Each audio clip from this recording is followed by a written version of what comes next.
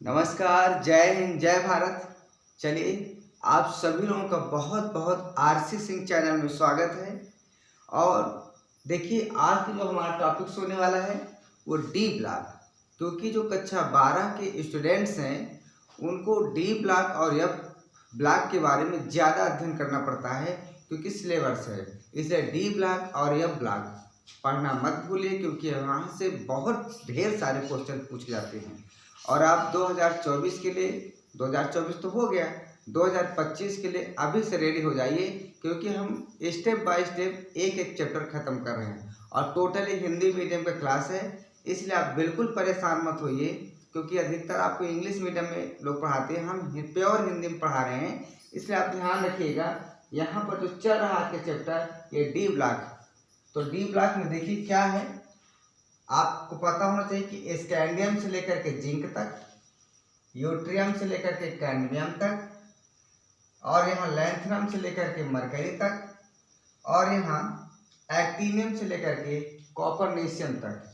बीच में कुछ तत्व हैं जो 14 तत्व हैं, जैसे लैंथनम के बाद जो तत्व हैं उनको एफ ब्लॉक में नीचे रख दिया गया है, और एक्टिनियम के बाद जो 14 तत्व हैं उनको नीचे रख दिया गया है। तो यहाँ से आपको 4 सीरीज देखने को मिलती है, जिसमें से इसको हम कहते हैं 3D सीरीज, इसको कहते हैं 4D सीरीज, इसको कहते हैं 5D सीरीज, इसको कहते हैं 6D सीरीज। ठीक है, यानी 3 श्रेणी, 4 श्रेणी, 5 श्रेणी और 6 श्रेणी। चलिए देखिए, थोड़ी लाइट की प्रॉब्लम हो रही है, पर आप चिंता न करिए, सब आपका सही हो जाएगा। हाँ ठीक है, तो आइए देखते हैं। हम पहले यहाँ देखेंगे स्कैंडियम से लेकर के जिंक तक, और बहुत इम्पॉर्टेंट है। इसके लिए हम फार्मूला आपको बता चुके हैं, कैसे आप याद करेंगे। शक्ति वक्रमन फेको निकुंजन। ठीक है, तो यहाँ से हम बताने जा रहे हैं, और आप बिल्कुल पेन और कागज उठा लीजिए, लिखना शुरू कर दीजिएगा, क्योंकि बिना लिखे याद नहीं होता। पहले आप एक बार देखिए, फिर लिखिए, फिर देखिए, फिर समझिए, तब पढ़िए, तब जा करके आपके सारे टॉपिक्स याद होते हैं। तो आइए इसको देखते हैं।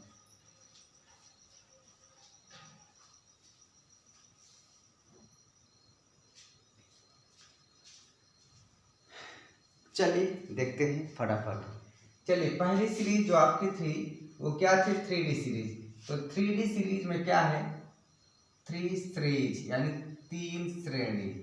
इसमें आपको पता है कौन कौन से तत्व हैं, आपकी याद हो चाहिए। शक्ति वक्रमन फेको निकुंजन। तो इसको लिख लीजिए आप।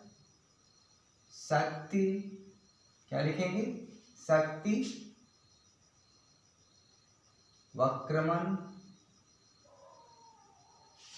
वक्रमन फेको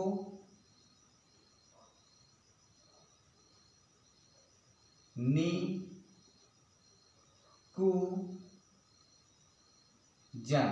1 2 3 4 5 6 7 8 9 10। शक्ति, शक्ति वक्रमन फेको निकुंजन। यह हमने पिछले वीडियो में कैसे याद करेंगे इनको हम बता चुके हैं। तो देखिए, जब आप इनका इलेक्ट्रॉनिक विन्यास निकालते हैं तो होता क्या है, हम एक चीज यहाँ बता दे रहे हैं, उसके बाद क्रम से लिखते रहें। यहाँ आपको पता होना चाहिए कि जो आपका स्कैंडियम है इसका होता है परमाणु क्रमांक 21, इसका होता है परमाणु क्रमांक 21, इसका होता है 22, 23, 24, 25, 26, 27, 28, 29 और 30। क्या स्पष्ट अक्षर समझ में आ रहे हैं? मैं एक बार चेक कर लूं। ठीक है, और बड़ा कर देंगे।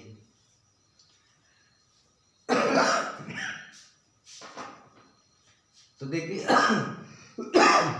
जब आप इसका इलेक्ट्रॉनिक विन्यास निकालेंगे तो आप बाउ के नियम से देखिए क्या होता है। आप जैसे 21 का निकालना चाहते हैं तो 21 के लिए क्या करेंगे, first S2, 2S2, 2P6, 3S2, 3P6, इसके बाद आता है 4S। तो हम 4S आगे लिख दे रहे हैं। फिर 3D आप कर दीजिए, कितना जाता है, पहले 4S में जाएगा, उसके बाद 3S में। आप इधर लिख सकते हैं, कोई दिक्कत नहीं, यहाँ 4s2 करी और यहाँ 3d। अब काउंटिंग कर लीजिए तो 2 2 4 6 10 12 18 19 20 21 21। तो हम इसको लिखना चाहते हैं इस प्रकार। कैसे लिखना चाहते हैं? 3d को पहले लिख देंगे और 4s को बाद में। अर्थात जो भी आपका इलेक्ट्रॉनिक विन्यास अगला वाला आएगा, जैसे ये 21 का हो गया, अगर 22 का निकालना है तो यहाँ तक तो सेम रहेगा, यहाँ तक 4s2 रहेगा और यहाँ 3d2 हो जाएगा।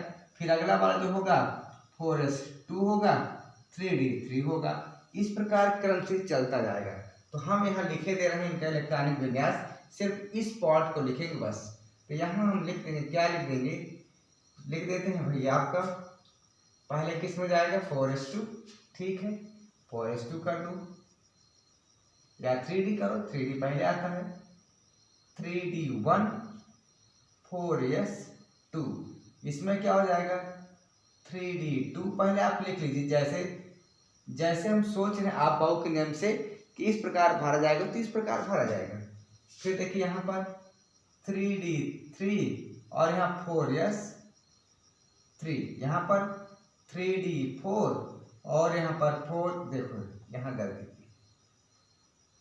4s2, यहाँ पर 3d5, अब यहाँ 4s2, यहाँ 3d6, यहाँ 4s2, यहाँ 3d7, यहाँ 4s2, यहाँ 3d8, यहाँ 4s2, यहाँ 3d9, यहाँ 4s2 और यहाँ 3d10, यहाँ 4s2। डी में पूरे भर गए। ये हम निकालते हैं आप बाऊ के नियम से, लेकिन ये हर जगह सही नहीं होता, कहीं कहीं अपवाद है। ये तो आप बाऊ के नियम से आपने भर दिया, लेकिन अपवाद कहीं कहीं है, और वो अपवाद हैं बहुत ही जबरदस्त अपवाद हैं। एक तो अपवाद देखने को मिलता है क्रोमियम में, इसमें, और दूसरा अपवाद देखने को मिलता है कॉपर में। ये यहाँ पर अपवाद देखने को मिलता है। दरअसल होता क्या है कि जब आप 24 और 29 का इलेक्ट्रॉनिक विन्यास निकालते हैं तो यहाँ देखिए क्या होता है। 1 मिनट, थोड़ा सा हम एक कागज ले लें इसको मिटाने के लिए, बहुत जल्दी। यहाँ से देखिए होता क्या है, जब हम यहाँ इसको मिटाते हैं और मिटाने के बाद हम यहाँ पर लिखते हैं इसका, किसका? इसका, क्रोमियम का। तो क्रोमियम में होता क्या है, लास्ट में 4s है और 3d4, उसके पहले कक्षा में 4 इलेक्ट्रॉन है। तो हम यहाँ लिख देंगे, यहाँ जैसे अगर हम बनाना चाहते हैं, ये हो गया हमारा 3d, ये हमारा 3d, और 3d में 5 ऑर्बिट होते हैं, ये 3d है, और यहाँ पर 4s है, 4s में सिंगल ऑर्बिट होता है। ठीक है, एक ही रोम होता है। तो अब आप क्या कहते हैं कि डी में मैक्सिमम 10 इलेक्ट्रॉन हो सकते हैं।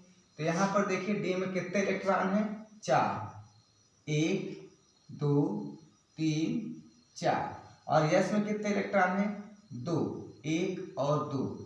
तो होता क्या है कि जो 3d है इसको 1 इलेक्ट्रॉन चाहिए, इसको 1 इलेक्ट्रॉन चाहिए भरने के लिए, ताकि अपना अर्ध कक्षक पूरी तरह से भर ले। अर्ध पूरी तो हो जाए, अगर पूरे में 2 2 इलेक्ट्रॉन हो जाता है तो पूरी तरह से भर जाता है, पूरी कक्षक इसकी कंप्लीट हो जाता है। लेकिन अगर एक इसको मिल जाए यहाँ से तो इसका जो डी है वो अर्ध पूरित हो जाता है, और इस दशा में यह ज़्यादा स्थायी हो जाता है। इस दशा में यह ज़्यादा स्थायी हो जाता है। कैसे? अगर आप इस प्रकार कर लें इसको, 1 2 3 5, 1 2 3 4, अगर यहाँ आ जाए और यहाँ पर एक ही बचे ये, तो ये वाला अब जो स्थिति है ये ज़्यादा स्थायी होता है इसके अपेक्षा। ठीक है, तो यहाँ से जो आपका क्रोमियम है या 4s में से जो 2 इलेक्ट्रॉन है उसमें से 1 इलेक्ट्रॉन को ले लेता है, और इस प्रकार से जो इसका आपका इलेक्ट्रॉनिक विन्यास है वो हो जाता है। क्या हो जाता है? ये हो जाता है। अगर देखिए क्या होता है, यहाँ हो जाएगा इलेक्ट्रॉनिक विन्यास 3d5 हो जाएगा, और यहाँ 4s2 हो जाता है। ये बाकी सबका सही है। इसी प्रकार यहाँ भी कॉपर में भी क्या होता है, अगर कॉपर की जो डी 3D है उसमें 9 इलेक्ट्रॉन है, अगर उसको 1 इलेक्ट्रॉन मिल जाए तो वह भी पूरी तरह से भर जाता है और अधिक स्थायित्व को प्राप्त कर लेता है। इसलिए 4s में से जो 2 इलेक्ट्रॉन है उसमें से 1 इलेक्ट्रॉन खींच करके 3D में चला जाता है और एक स्थायी बिना ज़्यादा स्थायित्व वाला यौगिक बन जाता है। इसलिए कॉपर में भी जो 3D है इसमें 10 इलेक्ट्रॉन हो जाएगा और 4s में आपका 2। तो यह अपवाद है जो 3D सीरीज है, 3D श्रेणी है, इसमें 2 अपवाद है, क्रोमियम और मैग्नीज। तो इसको नोट डाउन कर लीजिए, इतना बहुत ही इंपॉर्टेंट है, अपवाद वाले अधिकतर पूछते हैं, इसलिए ध्यान रखिएगा। ठीक है, चलिए इसके बाद देखिए आगे आपका 4th सीरीज, 4th श्रेणी। तो 4th श्रेणी में क्या है, 1 मिनट, 4th श्रेणी। अब 4th श्रेणी में क्या क्या आता है आपको पता होना चाहिए क्या क्या है, तो मैं लिख दूं या आप लिख सकते हैं, अपने से लिख सकते हैं। यहाँ पता है कि वाई जर्नम मोता के रियू रे पढ़ ABCD, यही तो बताया गया था ना। वाई जर्नम मोता के पढ़, वाई जर्नम मोता के रियू रे पढ़ ABCD। ये बहुत अच्छा है, आप एग्जाम्पल याद कर सकते हैं। तो यहाँ से शुरू होता है वाई का मतलब वाई, तो यहाँ से क्या हो जाएगा वाई, यहाँ वाई लिखिए, फिर जर्नम से क्या लिखेंगे आप ZR, वाई जर्नम NB, वाई जर्नम मोता के, यमो से मोलिब्डेनम होता है, वाई जर्नम मोता के TC, वाई जर्नम मोता के, उसके बाद रियू यानी RU, फिर RE रे, रियू रे पढ़ प्लैटिनम ABCD नहीं AGCD है, क्या है AGCD, यहाँ से AG हो जाएगा, यहाँ से CD हो जाएगा। ठीक है, क्या यहाँ तक दिखाई दे रहा है? बिल्कुल दिखाई दे रहा होगा, ना दिखाई दे रहा हो तो आप थोड़ा मैनेज करिएगा। अब यहाँ से काउंटिंग कर लीजिए, क्या 10 है, 1 2 3 4 5 6 7 8 9 10, बिल्कुल सही है। अब इसके अगर परमाणु क्रमांक आप लिखना चाहते हैं तो परमाणु क्रमांक यहाँ से यूट्रियम होता है ना, तो ये होता है 39, कितना होता है 39, उसके बाद 40 41 48 तक है, यहाँ 40 हो जाएगा, यहाँ 41, यहाँ 42, यहाँ 43, यहाँ 44, 45, 46, 47, 48, इतना हो गया। ठीक है, अब देखिए यहाँ तो हमने 21 का निकाला था, अब हम यहाँ से यूट्रियम 39 का निकालने जा रहे हैं। उसके बाद देखते हैं, पहले जो आबाऊ का रूल है उसको देखते हैं, फिर आपका जो भी अपवाद वाले उनको देखते हैं। तो 39 का अगर आप निकालना चाहते हैं तो 39 को कैसे निकालेंगे जरा देखिए। 39 का first S2 2S2 2P6 3S2 3P6, फिर इसके बाद 4S लाओ पहले, फिर 3D 10 करो। ठीक है, अब 3D के बाद किस में जाएगा 4P में जाएगा, पर पहले काउंटिंग करिए कितना है, 2 2 4 6 10 12 18 20 30 तो हो गया ना। ठीक है, अब 3D के बाद किस में 3D के बाद किस में जाएगा 4P में, तो यहाँ 4P करिए 6, अब 4P के बाद किस में जाएगा 5S में जाएगा, 5S2। अब देखिए 5S के बाद किस में जाएगा, 5S के बाद 4D में जाएगा, तो 4D। अब देखिए 4D में कितना जाएगा हमको ये देखना है, तो 2 2 4 6 10 12 18 19 20 10 30 36 37 38 1 39। तो मतलब जो आपका यूट्रियम है, यूट्रियम, तो उसका इलेक्ट्रॉनिक विन्यास ये हुआ, क्या हुआ 4D1 एंड 5S2। अर्थात हम अगर इसको सीरियल से लिखें तो इसके बाद क्या आएगा 5S2 4D2, फिर 5S2 4D3, इस प्रकार से सीरीज से होता जाएगा। तो हम यहाँ लिखते हैं पहले यूट्रियम का, तो यूट्रियम का लिखेंगे तो हम यूट्रियम के लिए क्या कर देंगे, हम जो चाहें वो तो नहीं लिख सकते, लेकिन एक सीरीज होता है अपने हिसाब से समझने के लिए, अपने हिसाब से कि हम कैसे लिखते हैं, बस हो गया। तो जैसे आपकी इच्छा हो वैसे लिख सकते हैं, कोई दिक्कत नहीं। आप पहले आप 41 ही लिख दीजिए क्योंकि 41 आ रहा है, तो यहाँ लिख देंगे 41। इसके बाद आता है क्या आता है 5s2,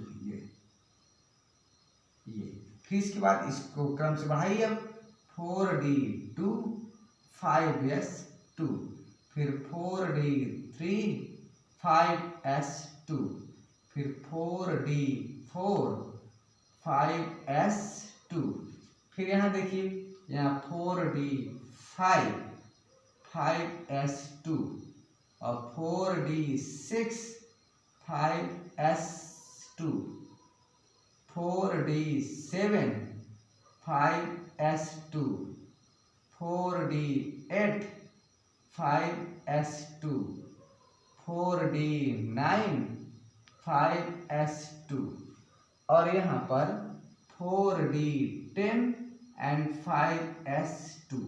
ये हुआ आप बाऊ के नियम से, ये हुआ आप बाऊ के नियम से, ठीक है।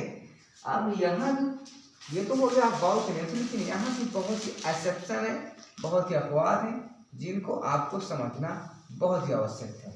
तो देखिए यहाँ पर क्या क्या अपवाद हैं और इन अपवादों को आपको याद रखना बहुत इम्पोर्टेंट है, क्योंकि अपवाद को जब समझ लेंगे हम और आजकल के जो क्वेश्चन है कंपटीशन है उनमें सब अपवाद, अधिकतर अपवाद वाले क्वेश्चन दे देते हैं, तो वहाँ से बच्चे पिक कर नहीं पाते। इसलिए यहाँ से आप देखिए अपवाद वाले कैसे क्या क्या यहाँ अपवाद हो रहे हैं। तो सबसे पहले तो भैया देखिए यहाँ जो नवाब साहब है ना, नवाब साहब और ये आपके मोलिब्डेनम, ये दोनों आपके MO और NB, ये दोनों आपके अपवाद हैं। ये एक तो ये अपवाद है और एक ये अपवाद है, ठीक है।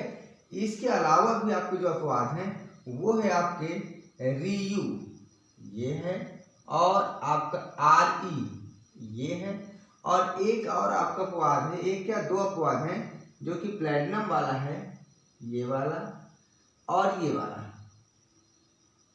सिल्वर वाला है ना, ये अपवाद है। होता क्या है कि लोग या तो अर्धपूरित की ओर यानी इलेक्ट्रॉनों को इस प्रकार खींचते हैं कि या तो अपने d ऑर्बिटल को पूरा कर लें, 10 इलेक्ट्रॉन पूरा कर लें, या तो लगभग पूरा कर लें, 5 कर लें, ठीक है, या तो 4 कर लें, या तो 5 कर लें, या तो 10 कर लें, पूरा करने की कोशिश करते हैं। तो यहाँ से इन पांचों में अपवाद है। और जो जर्नल साहब जो आपके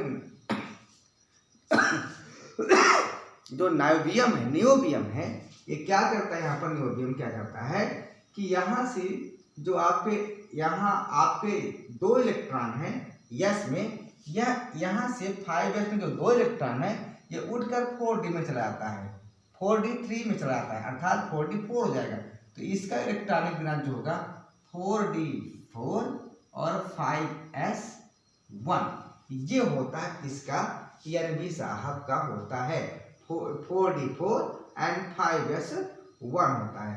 और जो आपको YMO है उसमें क्या होता है, यहाँ भी आपको क्या होता है, एक इलेक्ट्रॉन उठ करके चला जाता है ना, 4d5 हो जाता है, क्या होता है 4d5 हो जाता है। यहाँ 1 मिनट 4d5 और यहाँ पर 5s1, ये हो गया। और जो आपका RU है, RU में क्या होता है, यहाँ भी एक इलेक्ट्रॉन उठकर जाएगा और अपवाद वाले से ध्यान रखिएगा, तो 4d7 हो जाएगा एंड 5s1। क्या नीचे दिखाई दे रहा है, मैं एक बार चेक कर लूँ, नहीं फिर आप लोग कहेंगे सर वीडियो नहीं दिखाई देता है। हाँ ठीक है, आप मैनेज करिए किसी तरह। अब यहाँ पर देखिए ये तो हो गया आपका RU का।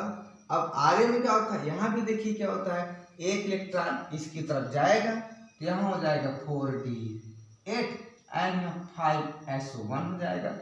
और यहाँ पर ये जो प्लेटिनम भैया, जो प्लेटिनम ये पूरा का पूरा इलेक्ट्रॉन में लेता है, पूरा 10 कर लेता है या फिर से गायब कर देता है।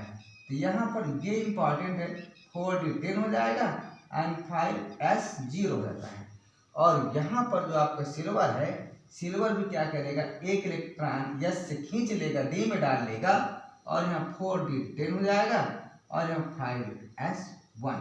तो इस प्रकार से जो आपको वाई जन्ना मोता के री रे पढ़ ABCD में जो है उसमें आपका NB, YMU और यहाँ पर RU, RE, PD और AG सिल्वर, इन सब में यह अपवाद होता है। तो आप इनको ध्यान से देखिएगा, स्क्रीनशॉट लीजिए।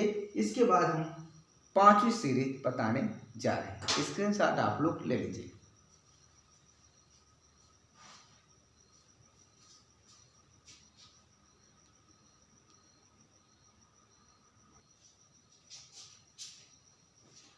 चलिए हो गया। अब आगे देखिए, अब आगे देखिए आप 5वीं सीरीज है, हम इसको मिटा दें थोड़ा सा।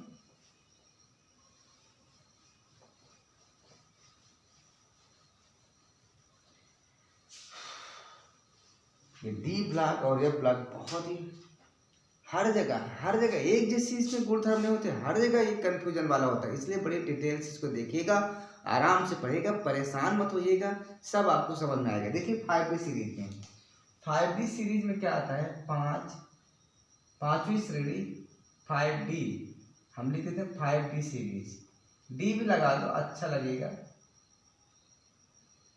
तो इसमें क्या होता है, अब इसमें 5D सीरीज में क्या क्या है आपको पता होगा, क्या क्या है ना, ला हफ्ता डब्लू रे है ना, ला हफ्ता डब्लू रे, osmium, iridium, platinum, gold, mercury, कुछ भी ला, ये सब आपको बताया गया है। तो यहाँ से देखिए क्या होता है, यहाँ से मैं यहाँ लिख देता हूँ 4 श्रेणी, बस आप डी लिख लीजिएगा। तो यहाँ से हो जाएगा ला हफ्ता, ला हफ्ता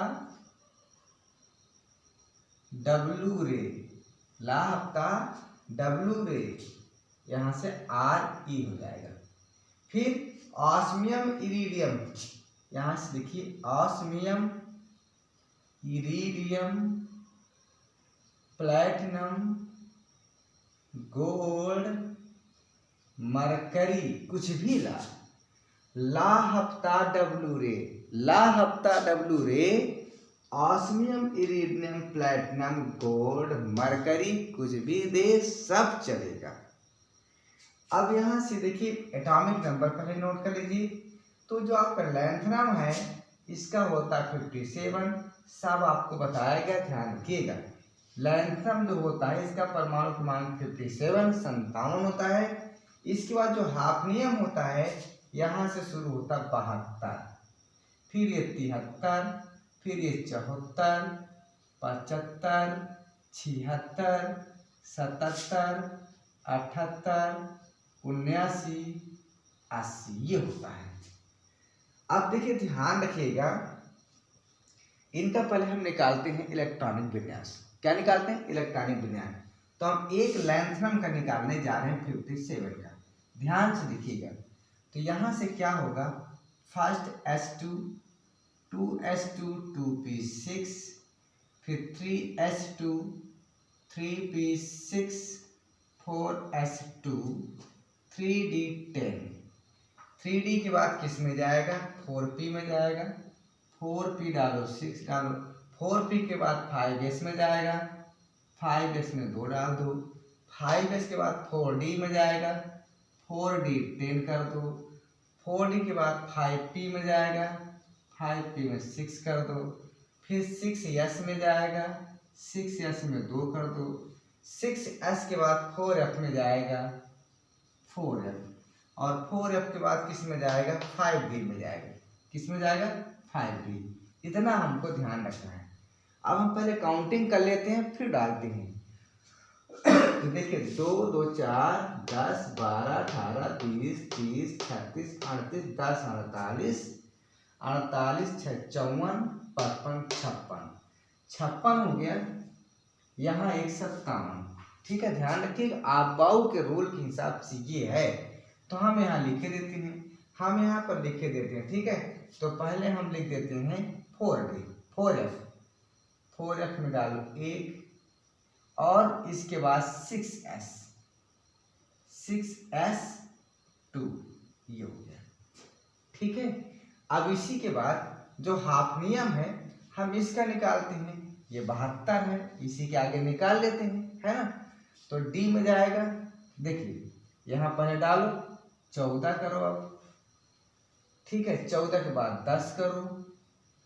अब जरा देखो कितना हो गया, 2 2 4 6 10 12 18 19 20 30 36 38 10 48 54 55 56 और 56 10 66 और 66 4 70 और 70 यहाँ 4 करो, यहाँ 4 करो, ठीक है। यही तो हो रहा है इसका इलेक्ट्रॉनिक विन्यास, कि कुछ गड़बड़ हो रहा है, नहीं गड़बड़ हो रहा। यहाँ पर देखिए 6s में कितना है, 2 है, और 6s के बाद क्या आता है, उसके पहले क्या आता है 5d, 5d में देखिए 4 है, और 5d के पहले क्या आता है 4f, 4f में आता है आपका 14, ठीक है। ये हुआ आपका, किसका हुआ, आपका 72 का हुआ, किसका हुआ 72 का हुआ, कि 6s में 2 है और 5d में कितना है, देखिए 5d में कितना है 4 है, और 4f में कितना 14, कितना है 14।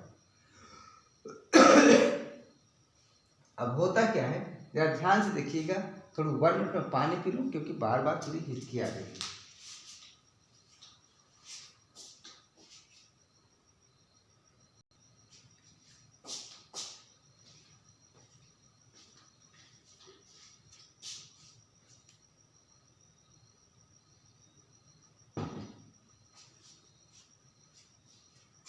हाँ देखिए, चलिए 72 हाफ नियम, तो देखिए 72 की एक बार और काउंटिंग कर लो, कहीं गलत तो नहीं है। 2 2 4 6 10 12 18 20 30 36 38 10 48 48 48 6 कितना होता है 54 55 56 56 4 60 70 और 70 2 72, यहाँ 2 होगा जी, तो यहाँ भी 2 कर लो।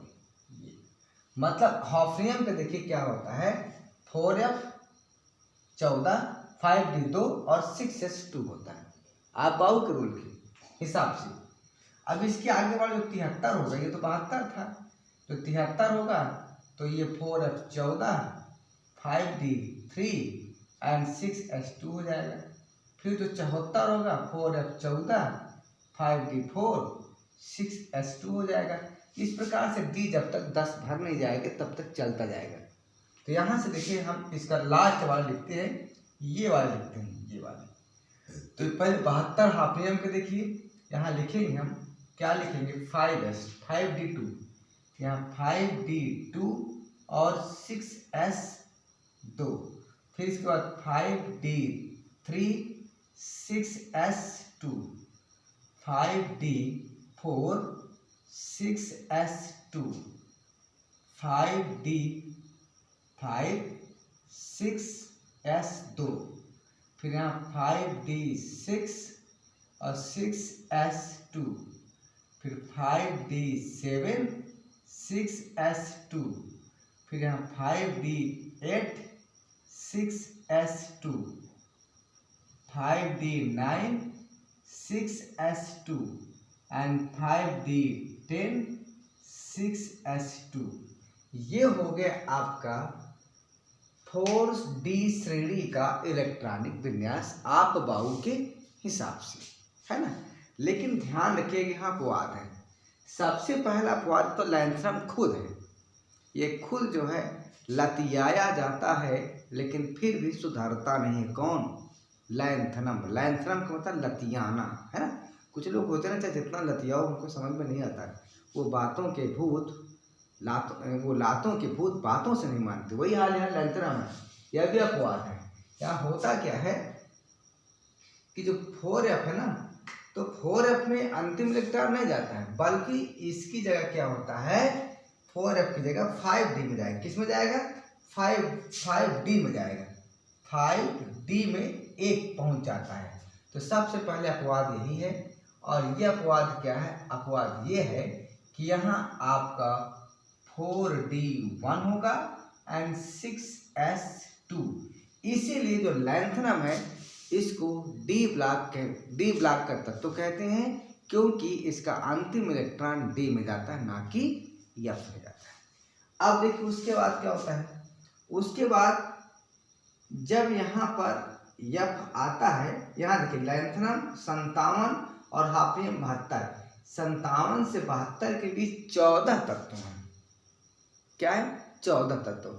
और इन 14 तत्वों को एफ ब्लॉक में रख दिया गया है, जिनको लोग कहते हैं लैंथेनाइड सीरीज, लैंथेनाइड श्रेणी, लैंथेनाइड के तत्व, है ना। तो उन लैंथेनाइड तत्वों में पहले एफ पूरी तरह से भर जाएगा। अब जब एफ पूरी तरह से भर जाता है तो उसके बाद देखिए यहाँ पर जब आपको ये भर जा रहा है, कौन सा 4F जब आपका भर जाएगा, यहाँ पर ये वाला 4F भर जाएगा 14 तक, तब उसके बाद 5D आता है। तो फिर यहाँ से 5D से हो जाता है और यहाँ 5D2 हो जाता है, 6S2 हो जाता है, फिर 5D3, 5D4, 5D5, 5D6 सब में भरता चला जाता है, सब में भरता चला जाता है। लेकिन लास्ट में यहाँ पर 2 अपवाद देखने को और मिलता है। एक तो प्लैटिनम है ये वाला, और दूसरा गोल्ड, Au सोना। इन दोनों में आपके अपवाद देखने को मिलता है। अपवाद देखने को ये मिलता है कि प्लैटिनम का जो 6s के दोनों इलेक्ट्रॉन है ये उठ करके डी में चला जाता है। किस में चला जाता है? डी में चला जाता है। और इसका जो इलेक्ट्रॉनिक विन्यास होगा वो इस प्रकार का हो जाएगा।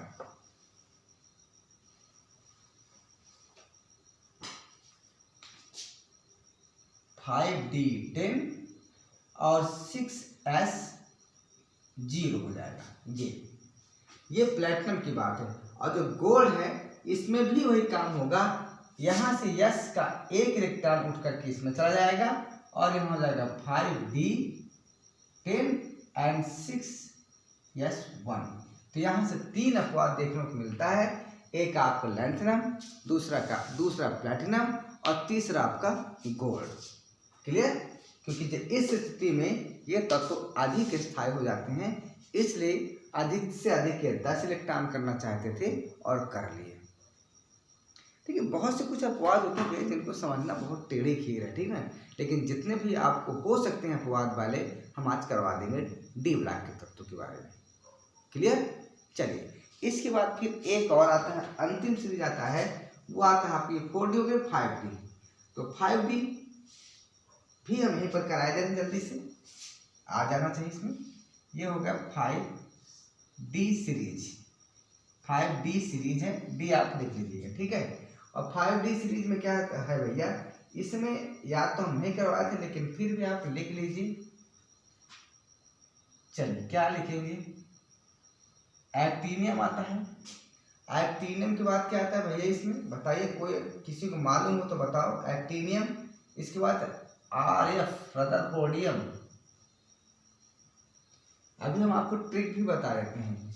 AC आ गया, RF आ गया, अकेला रदरफोर्ड डूब गया है ना। हाँ, अकेला रदरफोर्ड डूब गया, डूबा सागर में। अकेला रदरफोर्ड डूबा सागर में, अकेला रदरफोर्ड डूबा सागर में। और कैसे? बोर मत हंस, बोर मतलब बोहर, बोर मत हंस। क्या था? मत हंस। हंस को क्या कहेंगे हम? DS। देखिए, बोर मत हंस कहो चाहे जो कहो, लेकिन बोर हंस मत, बोर हंस मत होता है। यस मत, बोर हंस मत। और लास्ट में धीरज रख, DSRG। और लास्ट में आपको कार्बोनेशियम, Cl, ये होता है।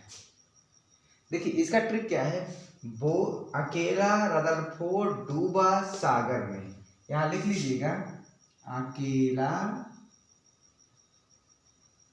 रदरफोर्ड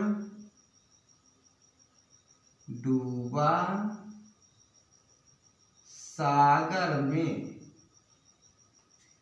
बोर हंस मत, धीरज या धैर्य रख, कार्बोनेशियम, कार्बोनेशियम। ठीक है, चलिए हो गया। अकेला, रदरफोर्ड डूबा सागर में, हंस मत बोर, या आप ये हंस मत बोर, हंस मत धैर्य रख। क्लियर? चलिए अब यहाँ देखिए, एक्टिनियम का जो होता है वो 89 होता है। क्या होता है? एक्टिनियम का होता है 89 एटॉमिक नंबर, और रदरफोर्डियम को जो होता है 104 होता है, 104। फिर 105, 106, 107, 108, 109, 110, 111, 112, ये हो गया आपके कार्बोनेशियम का। ठीक है, अब देखिए एक्टिनियम का निकाल लीजिए, रदरफोर्ड से निकाल लीजिए। एक्टिनियम और रदरफोर्ड के बीच 14 तत्व, यानी 89 से 104 तक 14 तत्वों को लैंथेनाइड सीरीज के नीचे रखा गया है या प्लाक में, और उनको एक्टिनाइड सीरीज कहा गया है क्योंकि उनके गुणधर्म डी ब्लॉक के तत्वों से कम मिलते जुलते थे, इसलिए उनको उठा करके रख दिया गया है। कहाँ रख दिया गया है? यह प्लाक में। अब चूंकि ये जितने भी तत्व थे एक्टिनियम के बाद जो 14 तत्व थे, उनके गुणधर्म लैंथेनाइड से ज़्यादा मिलते थे, इसलिए उनको लैंथेनाइड सीरीज कहा गया। क्लियर? ध्यान से देखिए, आराम से पढ़िए, जल्दीबाजी नहीं। जहाँ वीडियो नहीं समझ में आ रहा वहाँ वीडियो रोक करके स्पष्ट सुन करके आप देखिएगा। तो अब जब आप इनका निकालेंगे इलेक्ट्रॉनिक विन्यास, तो इलेक्ट्रॉनिक विन्यास निकालेंगे तो सबसे पहले आप देखिए, आप निकाल कर देख सकते हैं जो आपका एक्टिनियम है AC है, इसमें होता है 6D1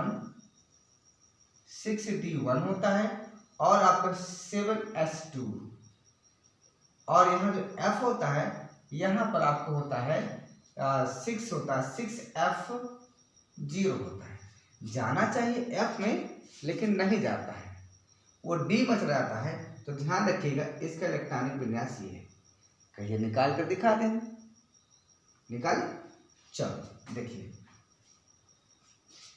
89 है। चलिए तो first S2, 2S2, 2p6, 3S2, 3p6, 4S2, 3d10। 3d10 के बाद किस में जाएगा? आपका 4p में जाएगा।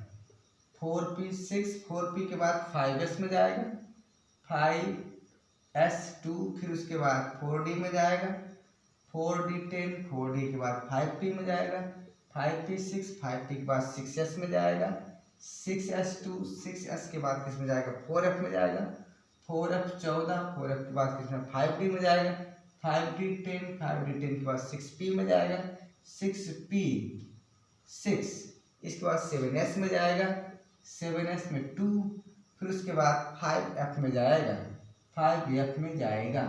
ठीक है, अब 5f तक अभी आओ, उसके बाद देखते हैं कहाँ तक जा रहा है। 5f के बाद 6d, 5f के बाद 6d, तो अब काउंटिंग कर लेते हैं। उसके बाद देखिए, तो 2 2 4 6 10 12 18 20 30 36 38 10 48 54 55 56 56 4 60 70 80, यहाँ तक 80 हुआ, और हमको कितना चाहिए भैया? 89। तो यहाँ पर क्या करेंगे हम? यहाँ 6 डाल दिए, 86 हो गया। अब यहाँ पर 87 88 हो गया। एक आपका इसमें जाना चाहिए। किस में जाना चाहिए? देखिए, हाँ बिल्कुल सही है। ये जो आपका है लास्ट में, देखिए लास्ट में ये बचता है 7s2 है, 7s2 है, बिल्कुल सही है। 7s के बाद 5f1 में जाना चाहिए। किसमें? 5f1 में जाना चाहिए। तो हमें यहाँ f1 लिखे ले रहे हैं बल्कि, लेकिन ध्यान रखिएगा ये 5f1 में नहीं जाता है। 5f1 में, सॉरी हाँ, f1 में ये नहीं जाता है। ये किस में जाएगा भैया? 6d में जाएगा, है ना? बिल्कुल 6d में जाएगा भैया। ये यहाँ पर ध्यान रखिएगा, ये 5 में जाता ही नहीं है। यहाँ से देख लीजिए, 7s2 के बाद इसको 5f1 में जाना चाहिए। 5f1 में 5f में जाना चाहिए एक इलेक्ट्रॉन, लेकिन 5f में एक इलेक्ट्रॉन नहीं जाता है, बल्कि यह कूद करके कहाँ पहुँच जाता है 6D में, है ना। तो यहाँ पर क्या होना चाहिए, यहाँ 1 होना चाहिए, लेकिन 1 नहीं होता है, बल्कि ये नहीं होता है, ये हट करके यहाँ पर 6D1 में पहुँच जाता है। तो सबसे पहले अपवाद तो आपका एक्टिनियम में था। क्लियर। तो हम यहाँ पर आपको डायरेक्टली बता दें कि अपवाद पहले यहाँ से था। आप यहाँ देखिए 7s के बाद 5f1 में जाना चाहिए। एक्टिनियम का जो अंतिम इलेक्ट्रॉन है 7s के बाद 5f में एक इलेक्ट्रॉन जाना चाहिए, लेकिन 5f में ना जा करके 6D में पहुंच जाता है, जैसा कि हमने यहाँ लिख दिया है 5f में नहीं जाता था। तो ध्यान रखिएगा, यह आप खुद एक्टिनियम क्या है, एक लापरवाह है, अर्थात ये क्या है, ये आपका था अपवाद। क्यों? क्योंकि 5f में ना जाकर 6D में जाता है। क्लियर। क्या नीचे दिखाई दे रहा है? मैं एक बार चेक कर लूं। हाँ ठीक है, आप मैनेज करिए थोड़ा सा।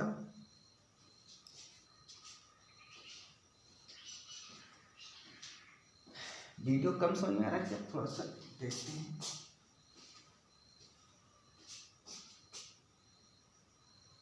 वन मिनट, थोड़ी सी और साइज बड़ा कर दें क्या?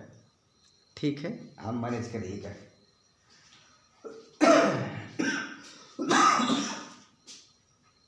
तो चलिए एक अपवाद आपको यहाँ से मिल गया। ठीक है, अब देखिए आगे के जो भी इलेक्ट्रॉन है, ठीक है, वो F1 में 1 2 3 14 तक भर जाएगा। 14 के बाद फिर आपका शुरू होगा कहाँ से? 104 से।